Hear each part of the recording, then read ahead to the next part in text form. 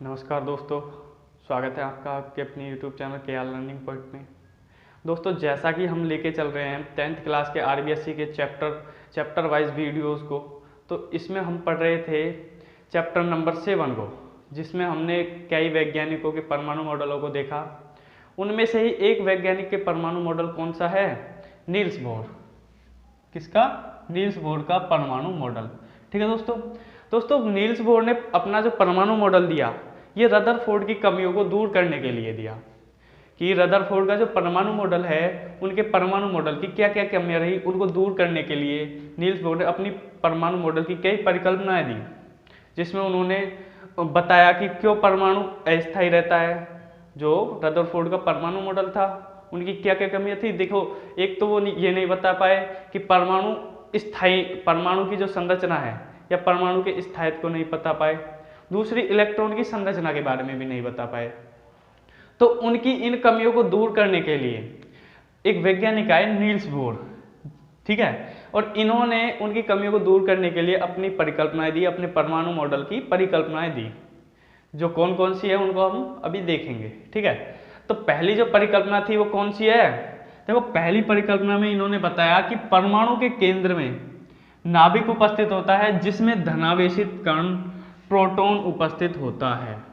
अब देखो दोस्तों, हमने रदरफोर्ड के परमाणु मॉडल में पढ़ लिया था कि परमाणु में एक छोटा सा केंद्र या धनावेशित संरचना पाई जाती है, जिसे क्या कहते हैं? नाभिक। लेकिन दोस्तों, जो नील्स बोर है, इन्होंने एक और बात बताई कि जो परमाणु है उसमें नाभिक तो उपस्थित होता है, इसके बारे में तो रदरफोर्ड ने बता दिया, लेकिन इन्होंने उसमें बताया कि जो नाभिक है उसमें एक और धनावेशित कण पाया जाता है, और वो कण कौन सा है? प्रोटॉन। देखो, जैसे यहाँ पर क्या है, ये बताया परमाणु, और परमाणु के अंदर एक धनावेशित कण, ठीक है, कि जिसे क्या बोला? नाभिक। नाभिक बताया किसने? रदरफोर्ड ने। ठीक है, लेकिन नील्स बोर आए और इन्होंने बताया कि नाभिक के अंदर भी एक कण पाया जाता है, जिसे क्या नाम दिया? प्रोटॉन। तो इन्होंने इसके बारे में बताया कि नाभिक के अंदर प्रोटॉन पाया जाता है। तो दोस्तों, नील्स बोर की इस परिकल्पना के द्वारा एक बात सिद्ध हो गई कि जो नाभिक है उसका जो आवेश है, या बोल सकते हैं नाभिक धनावेशित क्यों होता है। तो इनकी इस परिकल्पना से ये सिद्ध हो गया कि नाभिक धनावेशित क्यों होता है, उसमें ये प्रोटॉन उपस्थित होते हैं। ठीक है दोस्तों, इसकी मैंने आपको एक अलग से वीडियो बना रखी है कि नाभिक का जो आवेश है या नाभिक जो धनावेशित होता है वो क्यों होता है। तो आप इस वीडियो को जाकर देख सकते हो, इसकी लिंक मैंने इस वीडियो के बायो में दे रखी है। ठीक है दोस्तों, तो हमें इससे इनकी इस परिकल्पना से क्या पता चला कि जो नाभिक है उसमें एक धनावेशित कण पाया जाता है, जिसे क्या कहते हैं? प्रोटॉन कहते हैं। क्लियर? अब दूसरी परिकल्पना देखते हैं। दूसरी परिकल्पना में इन्होंने बताया कि इलेक्ट्रॉन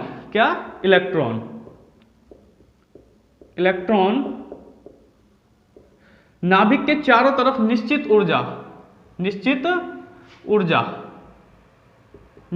ऊर्जा के वृत्ताकार पथ पर चक्कर लगाता है, जिन्हें कोष या ऊर्जा स्तर कहते हैं। ठीक है, अब देखो दोस्तों, इन्होंने क्या बताया कि हमने अभी रदरफोर्ड के परमाणु मॉडल में पढ़ा कि परमाणु में एक केंद्र पाया जाता है, जिसे नाभिक कहते हैं, और नाभिक के चारों तरफ क्या है? इलेक्ट्रॉन गति करते रहते हैं।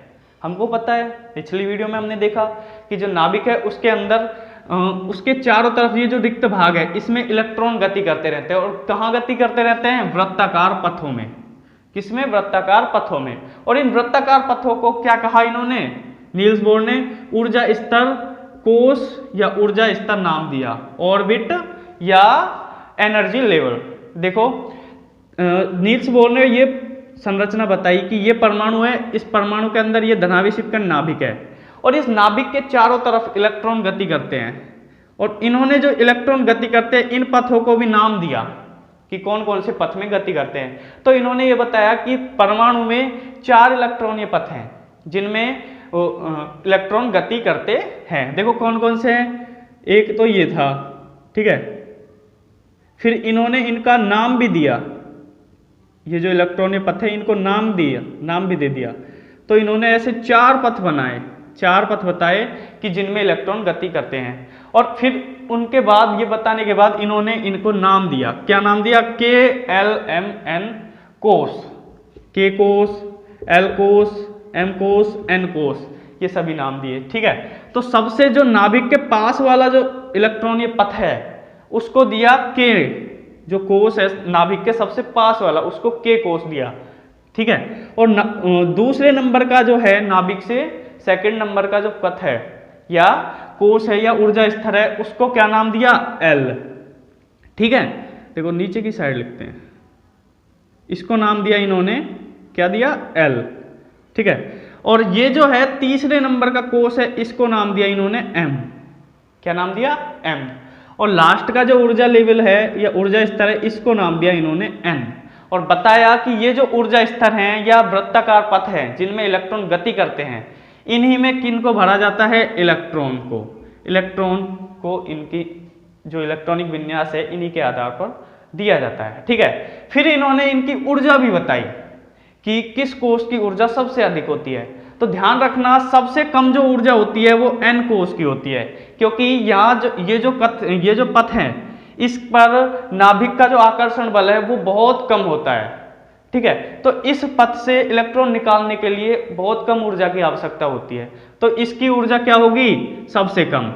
ठीक है, और इससे अधिक जो ऊर्जा होगी वो किसकी होगी? एम कोष की। ठीक है, और एम कोष से अधिक किसकी होगी? एल कोष की। और एल से अधिक जो सर्वाधिक ऊर्जा होगी वो किसकी होगी? के की, क्योंकि के कोष जो है या ऊर्जा स्तर है ये नाभिक के सर्वाधिक पास में उपस्थित होता है, जिसके कारण क्या है कि नाभिक से कि ये जो के कोष है इससे इलेक्ट्रॉन निकालने के लिए बहुत अधिक मात्रा में ऊर्जा देनी पड़ेगी। तो एक तरह से हम आकर्षण बल भी देख सकते हैं, सबसे अधिक आकर्षण बल होता है नाभिक का किस पर? के कोष पर, फिर एल कोष पर, फिर एम कोष पर, फिर एन कोष पर।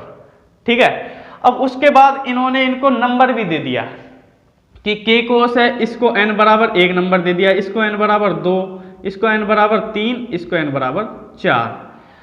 तो इससे ये क्लियर होता है कि जो परमाणु है उसमें जो इलेक्ट्रॉन गति करते हैं उन वृत्ता को जिन पथ में वो गति करते हैं उनको क्या नाम दिया? कोष या ऊर्जा स्तर नाम दिया। क्लियर? और वो कोष कौन कौन से थे? 4 कोष बताए इन्होंने, के एल एम एन। ठीक है, जिनकी हमने ऊर्जाएं देखी, सर्वाधिक ऊर्जा जो होती है के कोष की, फिर उससे कम एल की, उससे कम एम की और सबसे कम एन की। क्लियर? उसके बाद हम अब अगली परिकल्पना पर आते हैं, तीसरी।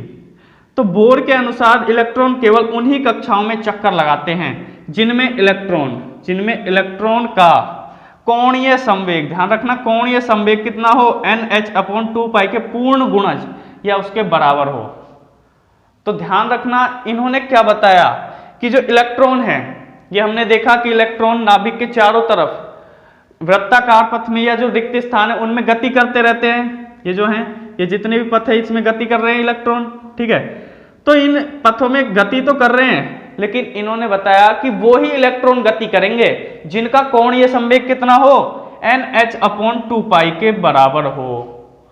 ठीक है, तो यहां से एक क्वेश्चन भी बन जाता है दोस्तों कि बताइए कि नाभिक के चारों तरफ या परमाणु में जो इलेक्ट्रॉन गति करते हैं उनका कोणीय संवेग कितना होता है?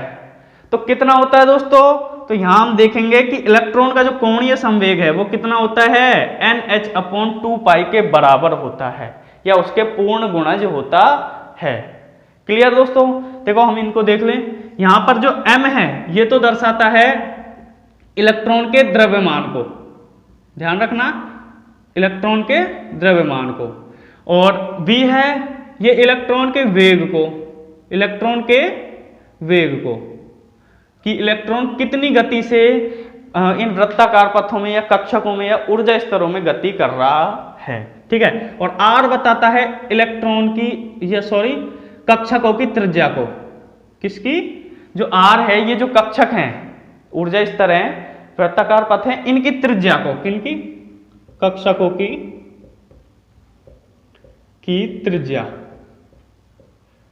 त्रिज्या को बताता है। ठीक है, और n जो है ये इलेक्ट्रॉन की संख्या को, वो जो इलेक्ट्रॉन जो कोष हैं, जिन कोषों में इलेक्ट्रॉन गति करते हैं उन कोषों की संख्या को। देखो मैंने बताया कि इनको नाम दिया, और नाम क्या दिया, n बराबर 1 2 3 4, ठीक है।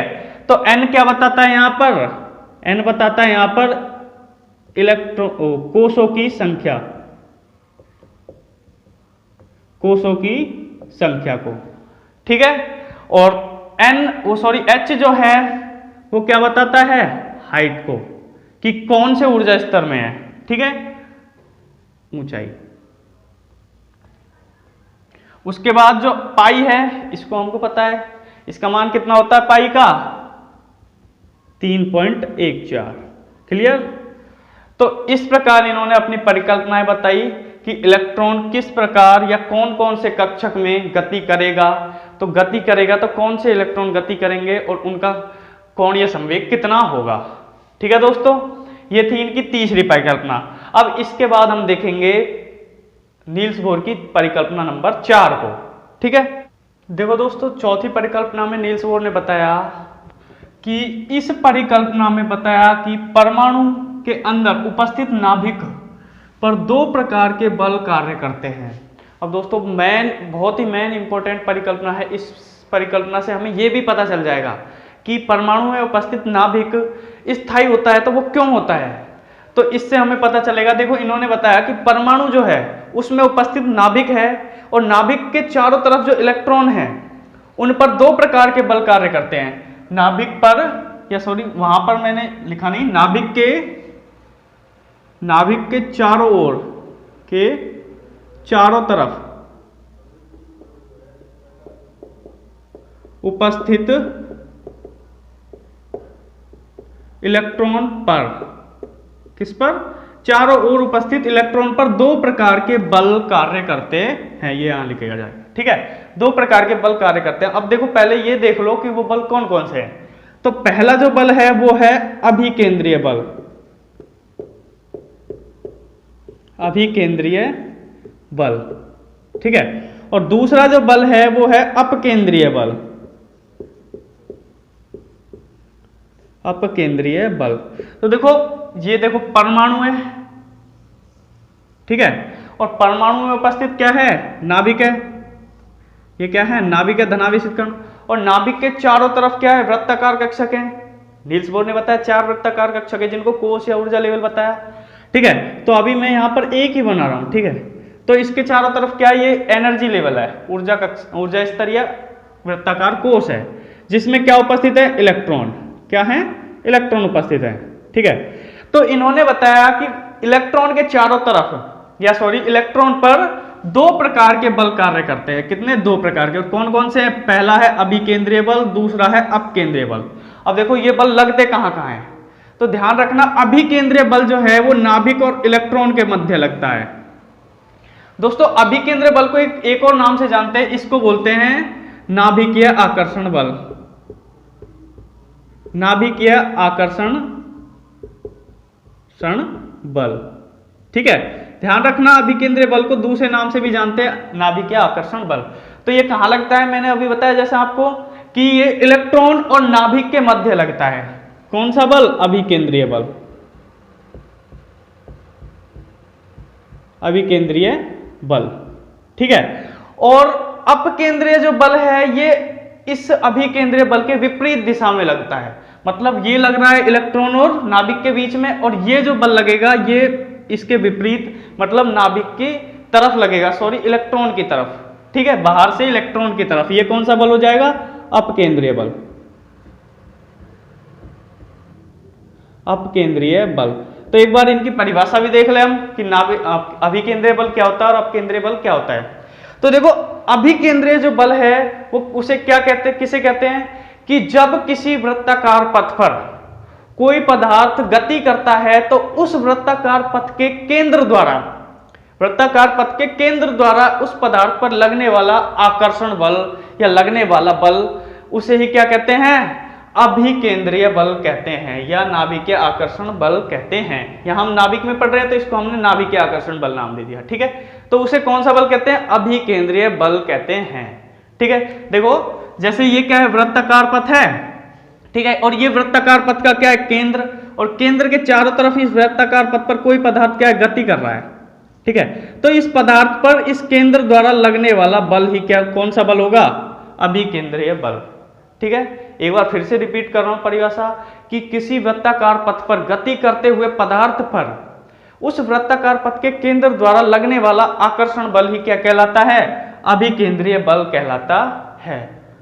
ठीक है, और अपकेंद्रीय बल ये इस अभिकेंद्रीय बल के विपरीत दिशा में लगता है। बस इतना सा ध्यान रखना है इसमें अपकेंद्रीय बल में कि ये अभिकेंद्रीय बल के विपरीत दिशा में लगता है।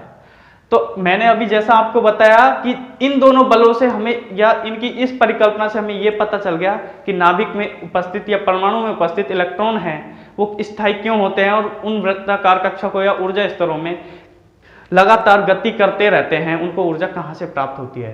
तो कहाँ से प्राप्त होती है? इन दोनों बलों के कारण ही ये इलेक्ट्रॉन इन कक्षकों में या ऊर्जा स्तरों में लगातार निरंतर गति करते रहते हैं स्थायी रहकर। क्लियर? अब हम अगली परिकल्पना देखते हैं, पांचवी लास्ट जो है। इस परिकल्पना में इन्होंने बताया, देखो ये अभी मैं साफ कर रहा हूं यहां से, ध्यान रखना।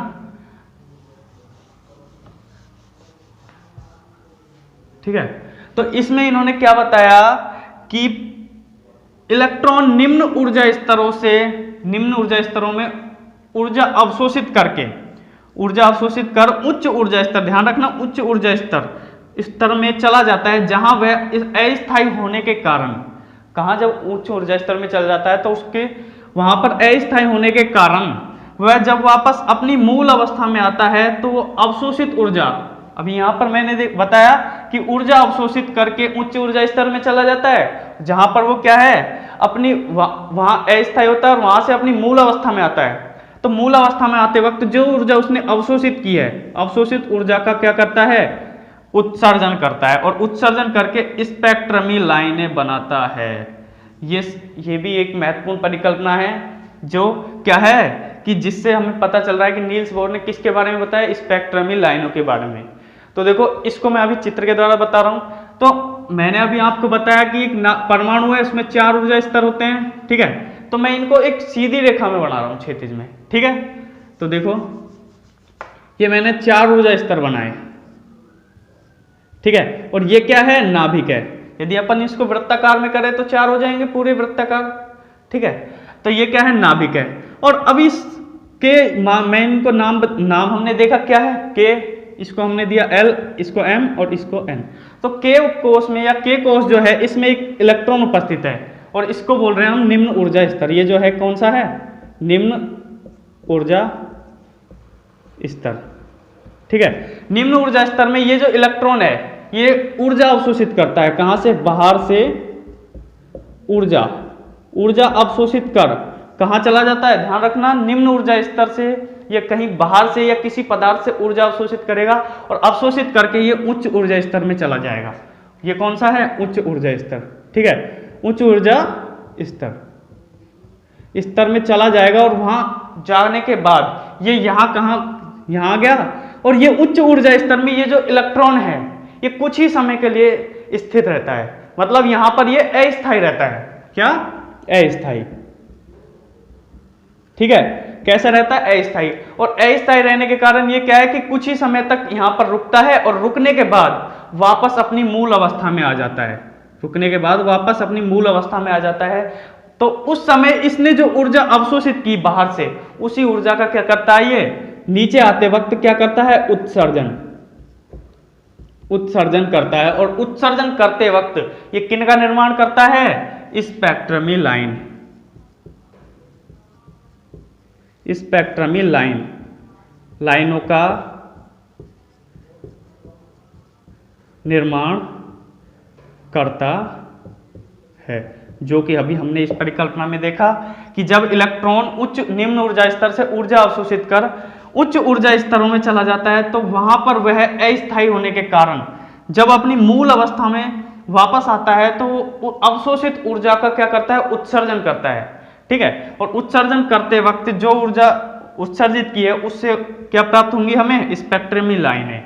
तो ये परिकल्पना थी इनकी 5वीं और लास्ट। ठीक है, तो अब दोस्तों इनकी इन परिकल्पनाओं से ये तो सिद्ध नहीं हुआ कि परमाणु जो है उसकी एग्जैक्ट संरचना यही होती है। तो इनकी भी जो परिकल्पना है इसकी भी कुछ कमियां रही। अब वो क्या कमियां रही? देखो सबसे पहली जो कमी थी वो क्या थी कि ये इनका जो परमाणु मॉडल है वो एक इलेक्ट्रॉन से अधिक परमाणुओं की संरचना को नहीं समझा पाया। इनका जो परमाणु मॉडल है केवल उसी परमाणु को समझा पाया या उन्हीं परमाणु मॉडलों को समझा पाया जिनमें केवल एक ही इलेक्ट्रॉन उपस्थित हो। ठीक है, तो क्या कमी रही है कि इनका जो परमाणु मॉडल है वो एक से अधिक इलेक्ट्रॉन वाले परमाणुओं की संरचना को समझाने में असमर्थ रहा या असफल रहा। दूसरी कमी क्या रही कि इनकी जो दूसरी कमी थी वो क्या थी कि जो परमाणु है, अभी हमने देखा स्पेक्ट्रमी लाइनें बन रही हैं, ठीक है, तो स्पेक्ट्रमी लाइनें तो बन रही हैं लेकिन इनकी संख्या बहुत अधिक थी, तो इनकी संख्या के बारे में नहीं बता पाए कि इतनी संख्या में हमें स्पेक्ट्रमी लाइनें क्यों प्राप्त हो रही हैं। ठीक है दोस्तों, ये इनकी दो कमियां थी जो हमें अभी देखी। तो धन्यवाद दोस्तों यदि वीडियो अच्छी लगी हो तो प्लीज़ लाइक कमेंट शेयर कर देना और दोस्तों सब्सक्राइब करना ना भूलें। धन्यवाद दोस्तों।